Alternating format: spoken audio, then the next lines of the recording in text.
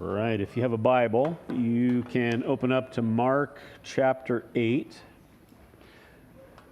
We're at about the halfway point of Mark's gospel, and so we've been kind of managing a nice little clip as we go, which Mark manages a nice clip. You might notice that he uses the word immediately quite a bit, kind of just going from one thing to the next. So Mark chapter 8, we're going to look at the first 21 verses this morning. And so far, we have seen that Jesus is without a doubt God with us. He is without a doubt the Word who became flesh and dwelt among us. He is without a doubt the God-man and without a doubt divine. We've seen lame people walk to this point in Mark. We've seen mute people who have spoken. We've seen deaf people who have heard. We've seen lepers who have been cleansed. We've seen women who were sick and unclean and ostracized, who he has referred to as daughter. We've seen a dead girl who's been raised. We've seen demons cast out. We've seen the wind and the waves have listened to the commands of Jesus.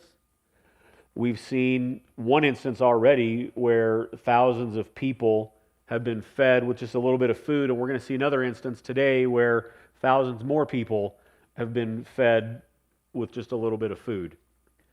And so to question Jesus to this point, given all that, seems a little bit silly, but it's who we are.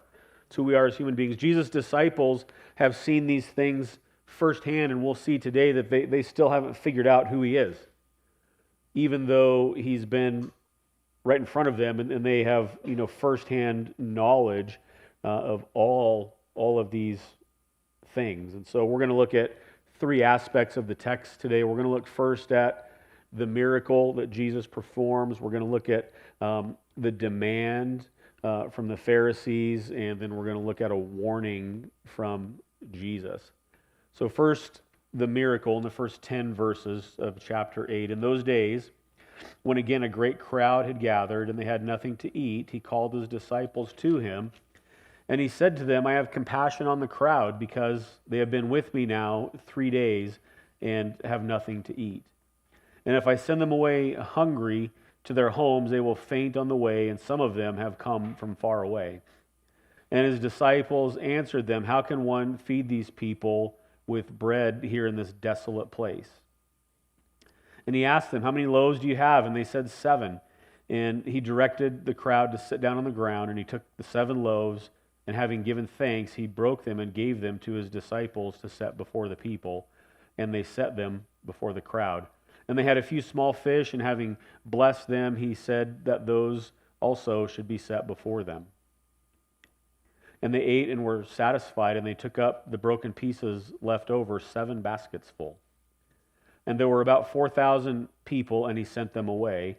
And immediately he got into the boat with his disciples and went to the district of Dalmanutha. So we'll pause there for a moment. And so the problem is that this great crowd had gathered, and this isn't the first time that we've seen a crowd gather in relation to where Jesus was and what he was doing. And Jesus seems to this point, his time with the crowd was kind of short-lived. He's always kind of wanting to get away from the crowd. But a great crowd had gathered, and so that's problem number one. Problem number two is that they had nothing to eat. The text tells us that they were in a desolate place, so they couldn't just go down to the local convenience store and grab a snack. They were, I don't know where they were exactly or how far they were, but Jesus was worried that some of them had a great distance to go to get home, and that maybe they wouldn't make it home because they had been out there without food for 3 days. Now, I don't know about you. I've not ever gone 3 days without food, and the thought of that terrifies me. Now, medically, you can go a long time without food, and you're not going to shrivel up and die, contrary to maybe popular opinion. But they were 3 days in a desolate place without food, so obviously nobody had given much forethought to what's happening here, right? Even the crowd, and they're just following Jesus, and they find themselves in this desolate place a long ways away from anywhere and anything, and they don't have food. But Jesus notes that he has compassion on the crowd. Now, if this were me, I might turn this into a teaching moment and say, here's a little lesson in planning ahead of time, everybody. Like next time, let's think about, that's what I would do.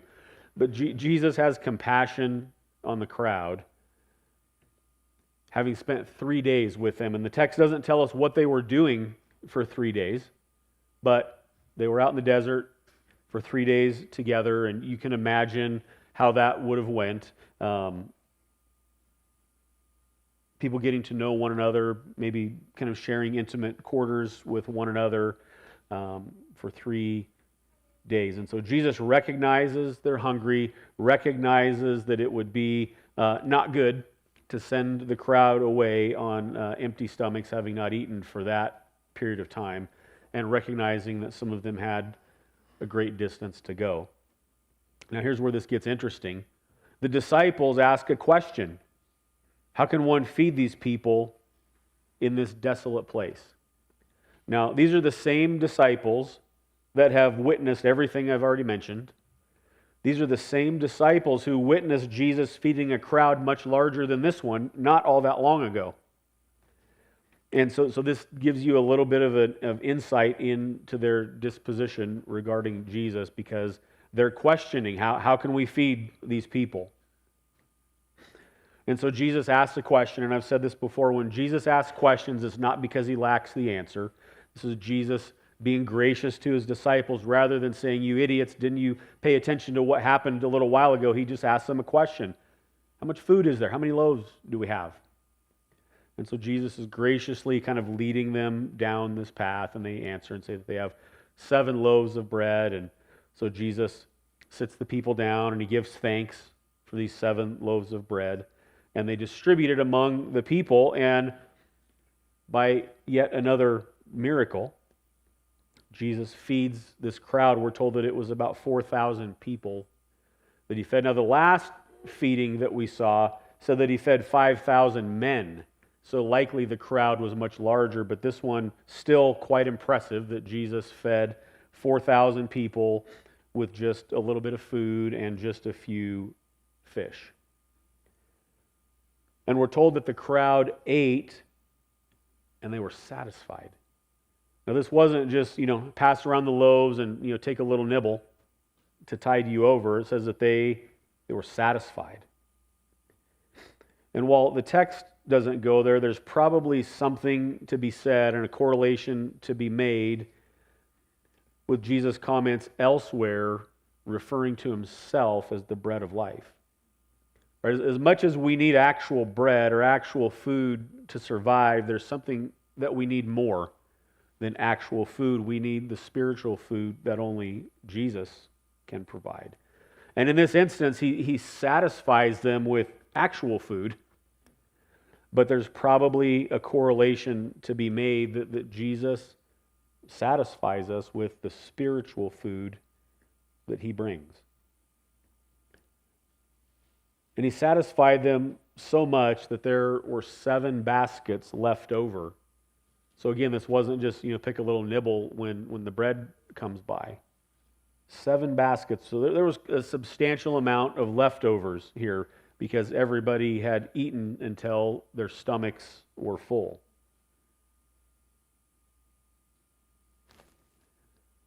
Something that's noteworthy, the instance that we read previous to this, a couple of chapters back, Jesus fed what was primarily a Jewish crowd. And in our text today, he's feeding what's primarily a Gentile crowd. And there's something to be said about this, that Jesus is revealing himself not only to the Jews, but to the Gentiles. And Jesus is performing a similar miracle to the Gentiles as he did for the Jews. So he's revealing himself to anybody and everybody at this point who would pay attention to who he is. And people are paying attention because, as we've noted, the crowds tend to gather around Jesus and they tend to follow him. taking note of what he's doing. And we see more than one instance in Mark where Jesus tries to get away from the crowd. And even in this instance, upon the feeding of the 4,000, it says that he sent them away and that he immediately got into a boat with his disciples and crossed the Sea of Galilee. And so, again, this isn't the first time in Mark that we've seen Jesus getting into a boat and crossing the sea. Seems to be that there's just a lot of back and forth and back and forth and back and forth across the sea. So he performs this miracle, satisfies the crowd, sends them on their way, so now that they can make it home without passing out due to dehydration or hunger or whatever the case may be. And then immediately Mark tells us he gets into a boat and he crosses the sea. And so in verse 11 it tells us that the Pharisees came, those pesky Pharisees, they tend to show up where Jesus is as well. The Pharisees came and they began to argue with him, seeking from him a sign from heaven to test him. And he sighed deeply in his spirit, and he said, "Why does this generation seek a sign? Truly I say to you, no sign will be given to this generation." And he left them, and he got into the boat again, and he went to the other side. Now, I don't know how long it takes in the boat to cross, but I'm guessing it's not, a quick trip across the sea, especially without, motors back in these days. This is, wind and oar propelled. So Jesus he's done all these things, but he just immediately fed 4,000 people with a little bit of food. And here come these Pharisees saying, "Hey, give us a sign from heaven." And I don't know if it's just that they weren't there when that happened.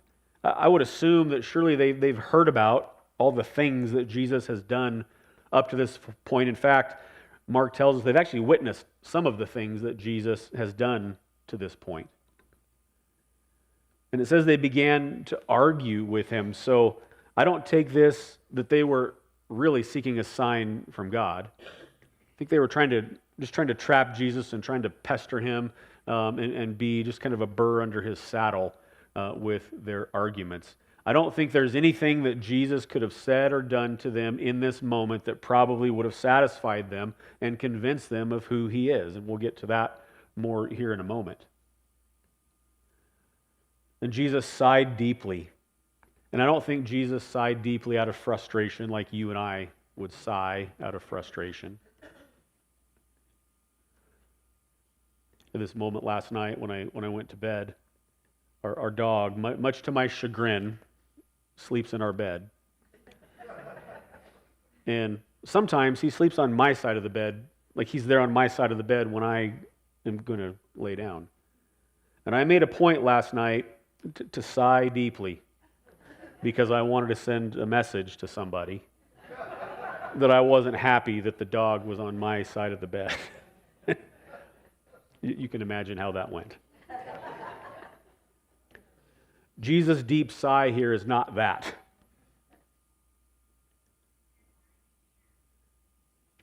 The Pharisees, they just don't get it. And they don't want to get it. That's the thing. It's not that they're trying to understand and they just can't. It's that they won't. They refuse to understand. And this isn't the first time that Mark has recorded Jesus letting out a deep sigh either. And here again he asks the question, and it's not because he lacks the answer, but he says, "Why does this generation seek a sign? Truly I say to you, no sign will be given to this generation." And this makes me think of John's gospel. In John chapter 6, Jesus feeds the crowd there, and the Pharisees are bothering Jesus, and they're asking him for a sign. And Jesus tells them, as recorded by John, that the fact that you believe, that you understand who Jesus is, and that you follow him, and that you submit to his rule in your life, that's a work of God. The fact that you believe is a work of God. In other words, Jesus is saying, you want a sign? Here's your sign. The sign is that you believe. Because that's God's work. The fact that you believe is not that you have intellectually figured things out and connected all the dots and put two and two together. But belief is not, faith in this instance, this kind of belief is not an intellectual endeavor. And I'm not saying to check your intellect at the door. I don't think the Bible would tell us that at all. Just that coming to faith in Christ has less to do with your intellect and your ability to figure it out, and more to do with the fact that God has opened your eyes and given you sight to see something that you couldn't naturally see. And in John's gospel, Jesus says that's the sign. That's the sign from heaven. The sign is that you believe. I think what Jesus might be saying here when he says that no sign will be given to this generation, that seems to be contradictory, because the Bible records all kinds of signs that Jesus is who he says he is. I think he might be speaking in the moment to these Pharisees that, like, there's nothing that's going to convince you because you don't want to be convinced. And so there's no sign for these people in front of him that's going to be the magic bullet that's going to cause them to believe. And then again, we see that Jesus leaves them. He gets into the boat again, and he went to the other side. Right? And so maybe this is Mark's attempt at humor, just all this back and forth. I don't know, but I find it kind of funny. Just this immediate back and forth. So we see the miracle that Jesus fed a few people with a little bit of food. We see the Pharisees, right on the heels of that, are demanding some kind of a sign, as if what just happened and all the things before it meant nothing. And then we see Jesus in verse 14 giving them a warning. So he gets in the boat, they go to the other side. Now they, meaning the disciples, had forgotten to bring bread. And they only had one loaf with them in the boat. So I don't know what they did with all these baskets full of leftovers, but again, planning ahead, guys. And he cautioned them, saying, "Watch out, beware the leaven of the Pharisees and the leaven of Herod." And they began discussing with one another the fact that they had no bread. And Jesus, aware of this, said to them, "Why are you discussing the fact that you have no bread? Do you not yet perceive or understand? Are your hearts hardened? Having eyes, do you not see? And having ears, do you not hear? And do you not remember? When I broke the 5 loaves for the 5,000, how many baskets full of broken pieces did you take up?" And they said to him, 12. "And 7 for the 4,000, how many baskets full of broken pieces did you take up?" And they said to him, 7. Then he said to them, "Do you not yet understand?" So immediately they get into the boat, and somebody realizes they forgot to bring bread. And the disciples are looking at this as a problem. And Jesus uses this moment as an object lesson, telling them to watch out and beware of the leaven of the Pharisees and the leaven of Herod. And the disciples, we're told, began discussing with one another the fact that they had no bread. The fact that they still see this as a problem just boggles my mind. Jesus is trying to teach them an object lesson, and it's just going over their heads at this moment. And Jesus calls them on it. Why are you discussing the fact that we have no bread? Like, did you not see what just happened? This really is not a problem that we don't have bread. And I read this, and my first instinct is to think, like, these guys are knuckleheads. But then my second thought, as I sit on this for a little bit, is to realize I don't think I'm all that different. I don't think I'm all that different. I've grown up in the church. You guys know that about me, and I've walked with the Lord my whole life. Yet I still question him at times. I still doubt him at times. I don't know why. I'm a human being, right? But I still doubt, and I still question. I still think at times that I have better idea, like God would do well to take some of my ideas into consideration.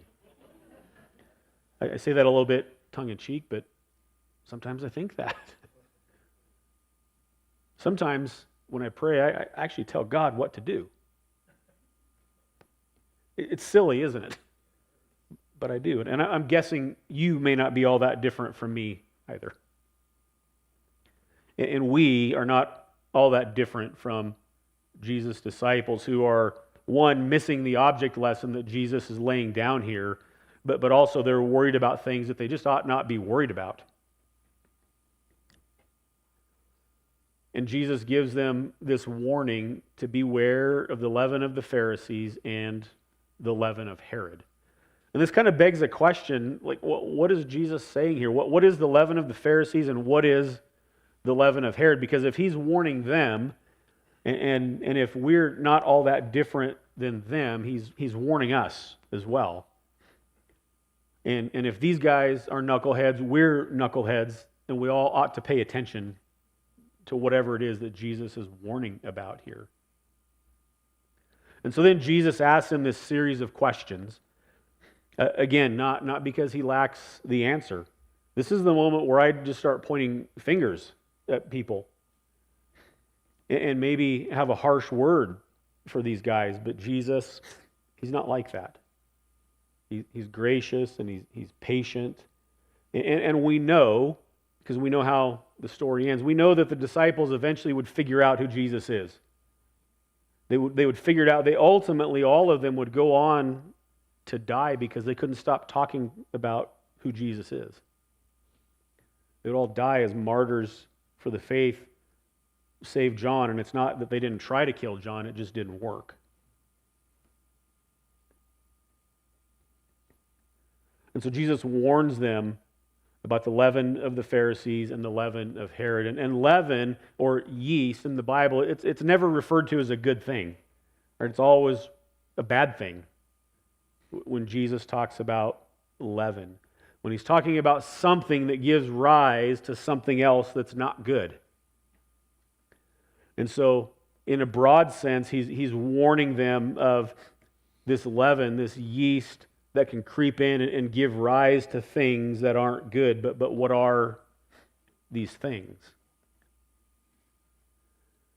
And I think he's warning them maybe of a couple of different things.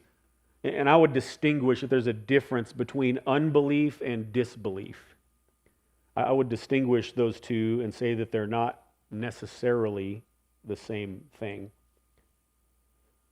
Unbelief, I would define as just a passive lacking of belief. Whereas disbelief, I would define as a refusal to believe, something that's active. So maybe there's a distinguishment to be made here.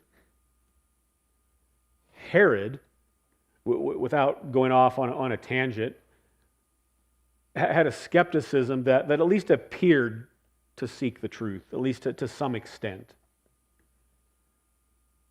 A seeking of the truth that did come to wrong conclusions about who Jesus was, but maybe not a refusal of the truth, but also maybe not a valuing of the truth.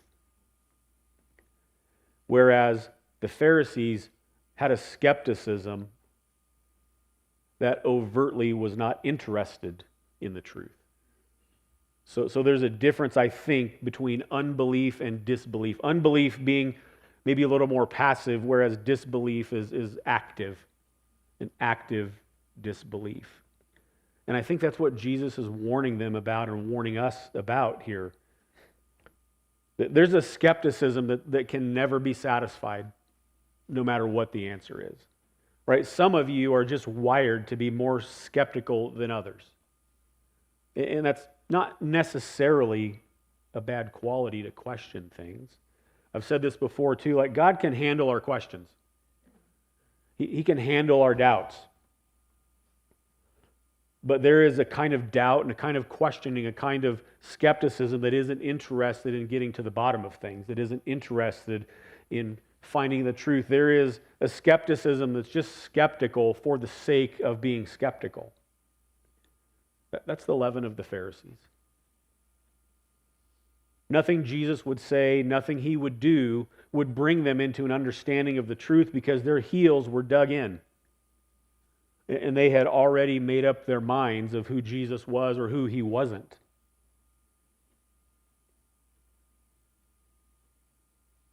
There's also a skepticism, maybe that of Herod, that at least has some level of interest in the truth.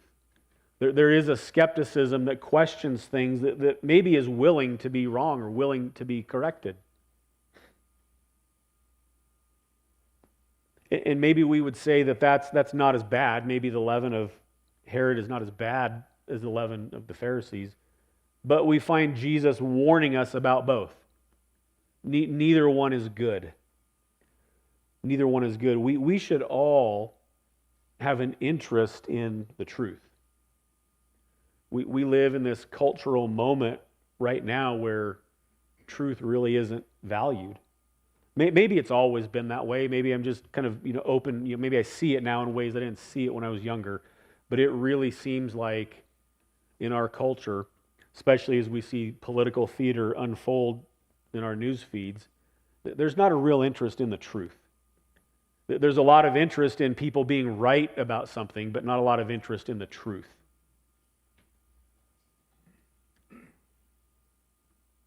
And Jesus warns us both of unbelief and disbelief, because neither one of them are good, and there's something about those that give rise to something that's going to lead us in a wrong direction.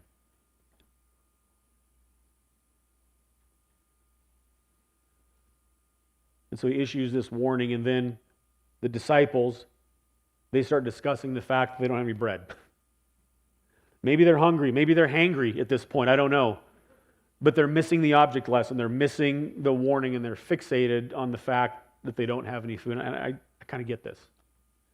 There are some times, like, I don't care what you have to say until I get something in me, right? We've all been there.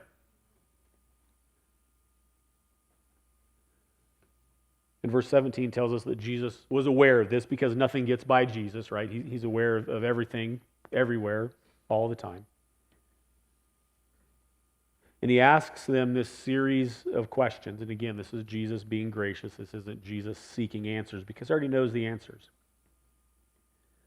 And his first question that he asks them here is, why are you discussing the fact that you have no bread? And he may have kind of a double intention in this question. One, you're missing out on the lesson that I'm trying to teach you here. But two, have you not been with me this whole time and seen all the things that, like, lack of bread really is not a problem here, guys. And again, this just shows us that they just haven't figured it out yet. And then he calls them out on that. Do you not yet perceive or understand? This might be where, if it were me, I might let out a heavy sigh right here. And instead of asking the question, I might just point out, you don't get it. But here's Jesus graciously, like, come on, guys. Do you really not get it up to this point? And then he asks them kind of the million-dollar question, are your hearts hardened? Has this leaven of Herod and leaven of the Pharisees risen to a point where it has hardened your heart? And again, it's not that Jesus doesn't know if their hearts have been hardened or not, but he's graciously leading them as he's asking them this question. He's warning them, don't let your hearts get hardened. Don't let your doubt and your skepticism cause you to develop a hard heart. Having eyes, do you not see? And having ears, do you not hear? Again, this is another object lesson. They obviously can see and they obviously can hear physically, but spiritually, they're blind and they're deaf. And thankfully, curing spiritual blindness and spiritual deafness, that's God's work. And he does that. He's done it for you and he's done it for me, just like he did it for them. And then he calls their attention to the previous feeding. Don't you remember? And this wasn't all that long. It wasn't like this was years in the past that the other feeding took place. It wasn't that long ago. There's something for us to note in here too, is that we forget. Some of you might be more prone to forget than others, but we forget. You ever think about someone asks you, on Monday, hey, how was your weekend? And you have to pause and think, well, what did I do this weekend, even though it was just yesterday, right? We forget. And especially when it comes to God and His work and the gospel, we forget. And part of why we gather here on Sunday mornings is that we need to be reminded. I need to be reminded just as much as you do. So I might be the one up here reminding you, but I'm also reminding me of God's faithfulness. I think it was Chuck Smith that once said, God's past faithfulness demands our present trust. And we need to be reminded constantly of God's past faithfulness in our lives. Whether you've been walking with Him, for a week or your whole life or somewhere in between, we need to be reminded. And God here is graciously reminding them. Remember when I broke the 5 loaves? How many baskets did you guys pick up? Jesus knows how many baskets were picked up. What about the 4,000 that we just fed? How many baskets did you pick up there? He knows. He doesn't need to be reminded, but His disciples do.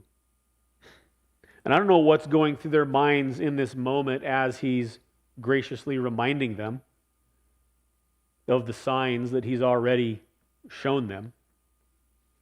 Maybe they're starting to figure it out. Maybe something's starting to, oh yeah, we did pick up 12 baskets of leftovers. Wow, that was remarkable. Oh yeah, we just picked up 7 baskets of leftovers. Wow. Maybe something's starting to click for these guys. I don't know. And then the final question that He asks them, do you not yet understand? And again, it's not that Jesus is trying to figure out if they understand or not. If you come, to the pastors with, some need for counseling, we might ask you a question like this because we don't know the answer. Jesus knows. He knows that they're in process of understanding. And so I take this question not as a don't you understand yet or why don't you understand yet, but I kind of take this as an invitation to understand. He's inviting them to understand who He is. He's inviting them to understand what they have seen since the time that they've been with Him. We're now, 8 chapters into Mark, 8.5 now into Mark. He's inviting you, like He's inviting these knuckleheads, to understand. Understand who He is. Understand the implications of what He's done. Understand the implications of unbelief and disbelief. And understand that neither are good. You know this about me, that I'm a logical kind of guy, and my logic makes me think like if Jesus really is God, if He really is the God who came and dwelt among us, if He is divine, if He is who He claims to be, we would be fools to ignore that.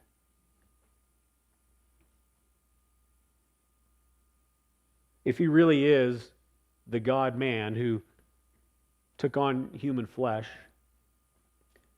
we would be silly to question that.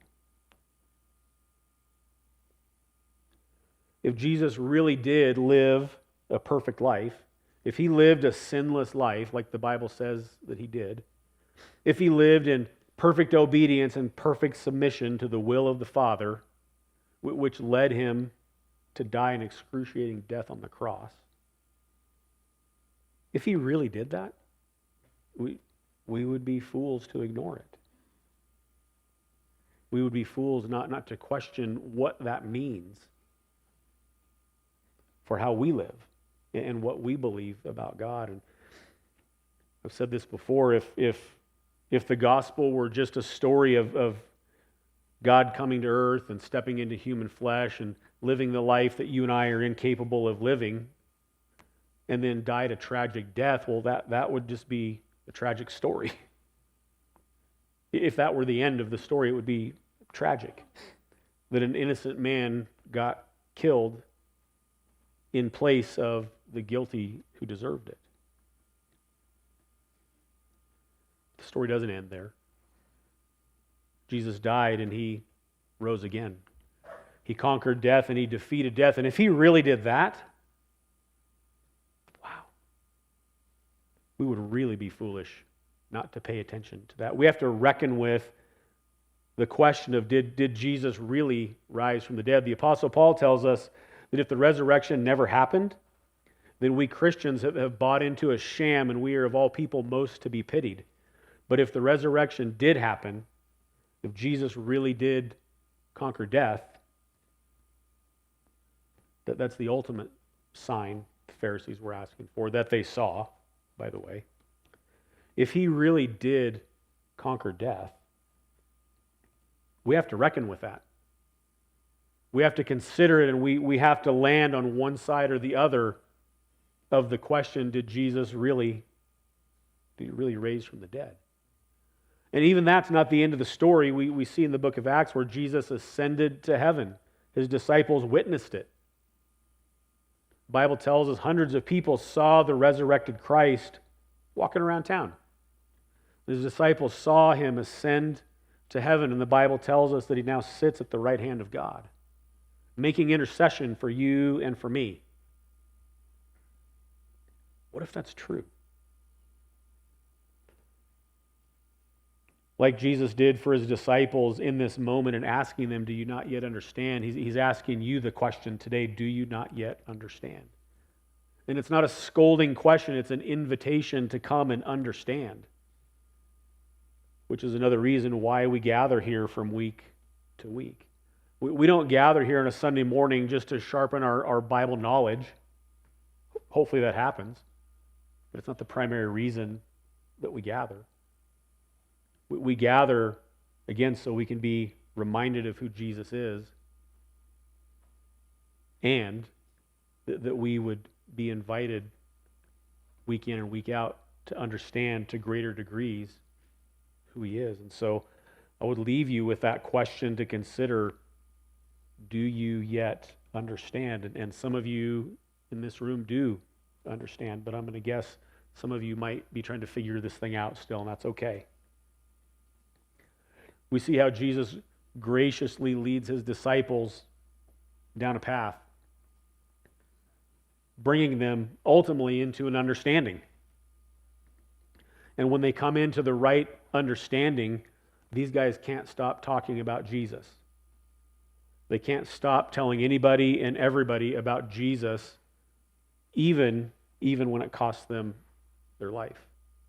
We have a hard time relating to that because of where we live and the time in which we live. We don't understand here in America what it is to be a martyr. We just don't get it. Maybe we will one day, I don't know, but we just don't get it. But every single one of Jesus' disciples died in service to the gospel because they did understand eventually.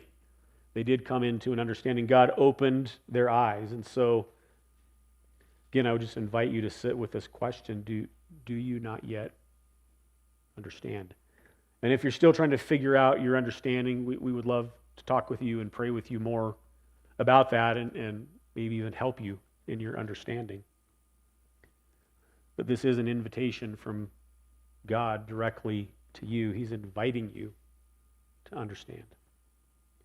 Father, we're thankful this morning that you do invite us to understand, that you do invite us to know you, to know who you are. We're thankful that you've given us the scriptures to tell us who you are. We're thankful that you stepped into human flesh to show us who you are. And so I would pray for all of us this morning that you would help us, those that have come to an understanding, that you would help us to remember constantly who you are. And for those that may still be wrestling with a right understanding, that you would give sight to the blind and that you would give hearing to the deaf, and that you would bring salvation to those who need it. We're thankful that we can come to you and ask these things, and we're thankful that you hear our prayers. And so we ask all of this in Christ's name. Amen.